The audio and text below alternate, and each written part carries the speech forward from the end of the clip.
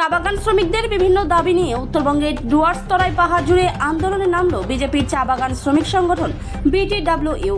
বৃহস্পতিবার ডুয়ার্স সহ আলিপুরদুয়ার জেলার একাধিক চা বাগানেও চলে গেট মিটিং। চা বাগানের 30% জমি টি ট্যুরিজমের জন্য দেওয়ার প্রতিবাদ জানিয়ে এছাড়া শ্রমিকদের সময় মতো বেতন প্রদান, শ্রমিকদের ন্যূনতম মজুরি লাগু করা, বকেয়া PF গ্র্যাচুইটি প্রদান সহ একাধিক দাবি নিয়ে চলছে এই গেট মিটিং।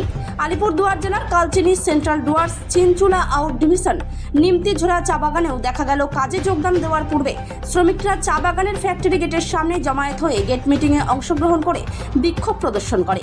প্রতিটি চা বাগানে শ্রমিক সংগঠনের নেতৃত্ব ও কর্মীরা উপস্থিত হয়ে শ্রমিকদের এই সমস্ত দাবি দাওয়া তুলে ধরে। দুদিন ব্যাপী এই গেট মিটিং চলবে বলে জানান বিজেপি চা শ্রমিক ইউনিয়নের নেতৃত্বরা। গেট মিটিংয়ের মেন বিষয় এই যে রাজ্য সরকার চা বাগানের জমি 30% জমি নোটিফিকেশন হয়েছে।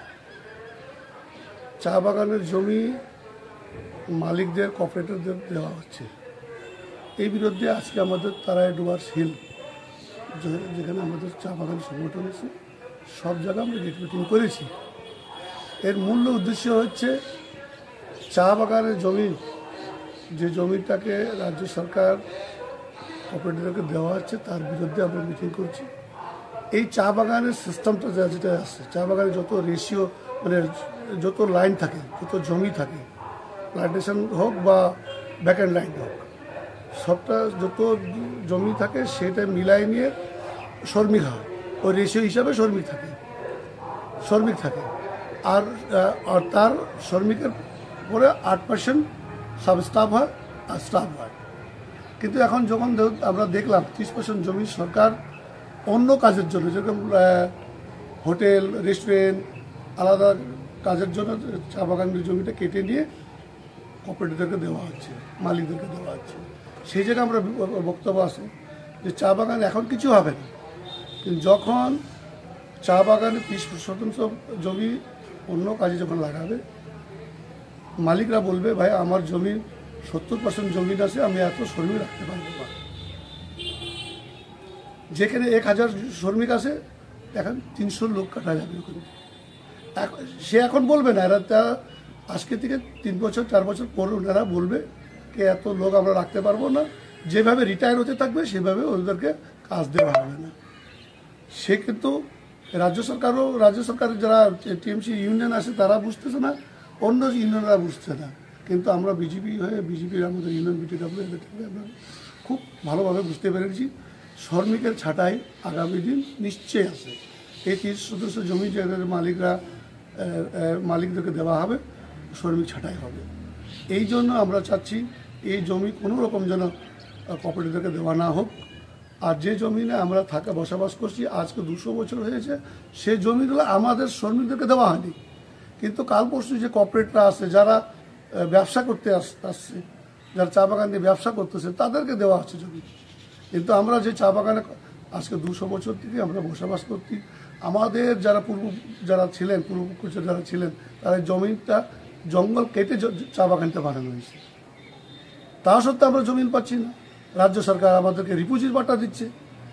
হ্যাঁ, এই আমাকে রিফিউজি পাট্টা নেওয়ার মতন লোক আছে, আমাকে রিফিউজি, আমরা এখানে সয়েল, আমরা এখানে ভূমিপুত্র, আর আমাদেরকে জমি না দিয়ে অন্য লোককে জমি দিচ্ছে।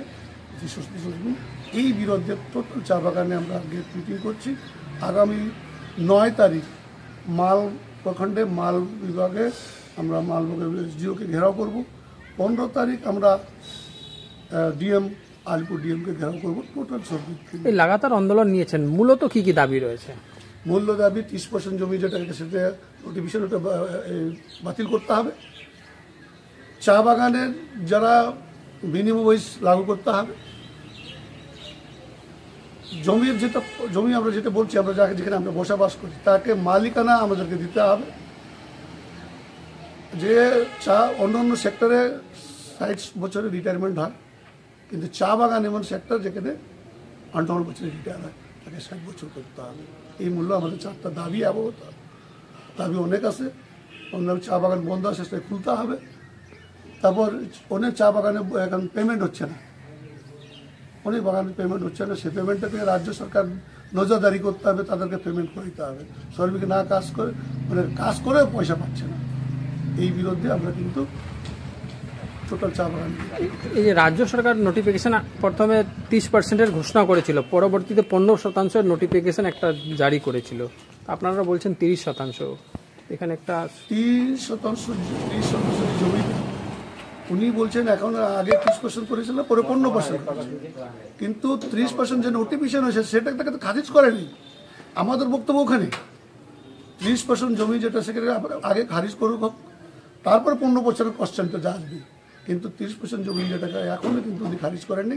এটা এভাবে রেখে দিয়েছে, 15% মুখে কথা বলছে, পরে যখন যখন এই জিনিসগুলো সব ঠান্ডা হয়ে যাবে তখন আবার উনি 30% জমির কথা বলবেন। লাগাতার